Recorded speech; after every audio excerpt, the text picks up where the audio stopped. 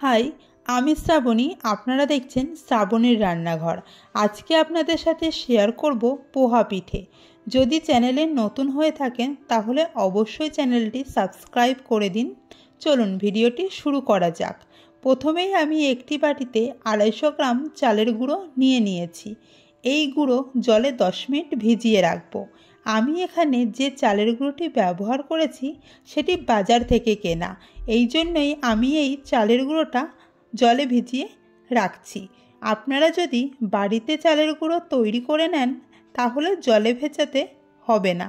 বাড়িতে কিভাবে চালের গুঁড়ো বানাবেন সেটি জানতে চাইলে অবশ্যই কমেন্ট করে জানাবেন, আমি একটি ভিডিও বানিয়ে দেব। 10 মিনিট পর ভিজিয়ে রাখা চালের গুঁড়ো মিক্সিতে নিয়ে নেব। এর সাথে দেব এই হাতার 1 হাতা ময়দা, এই কাপের 1.5 কাপ চিনি দিচ্ছি। আপনারা যে যেমন মিষ্টি খাবেন সেই পরিমাণ চিনি এখানে দিতে পারেন। এখানে সামান্য জল দিয়ে দেব। জল বেশি ব্যবহার করা যাবে না, তাহলে চালের ব্যাটারটি খুব পাতলা হয়ে যাবে। তারপর মিক্সিতে একবার মিশিয়ে নেব। এবার আমাদের ব্যাটার একদম রেডি হয়ে গেছে। এটা ঠিক এই রকম করবেন, খুব বেশি পাতলা বা খুব বেশি ঘন করবেন না।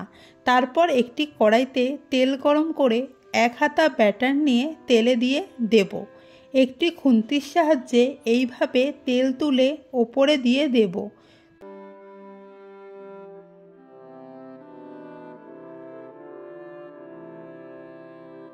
তারপর যখন ফুলে উঠবে উল্টে দিয়ে উল্টো সাইডও একইভাবে ভেজে নেব।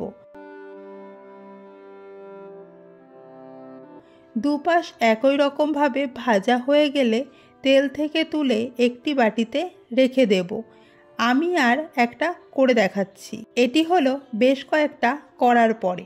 প্রথমেই পিঠেটা ফোলানোর জন্য ওপর থেকে তেল তুলে দিতে হচ্ছিল, কিন্তু কয়েকটা করার পরে ধীরে ধীরে ব্যাটারটা সেট হয়ে গেছে। এভাবেই একা একাই ফুলে উঠবে। প্রথমে ব্যাটারটি দেওয়ার সময় গ্যাসটি লো ফ্লেমে রাখবেন। কয়েক সেকেন্ড পরে হাই ফ্লেমে দিয়ে দেবেন। দেখবেন এভাবেই একা একা ফুলে উঠেছে। আগে যেভাবে উল্টো সাইড ভেজে নিয়েছিলাম সেইভাবেই এটিও ভেজে তুলে নেব। দেখতেই পারলেন এই পোহা পিঠে বানানো ঠিক কতটা সহজ। তাহলে এই শীতে একদিন বানিয়ে ফেলতে পারেন পোহা পিঠে। দেখা হচ্ছে নতুন কোনো ভিডিওতে নতুন কোনো রেসিপি নিয়ে।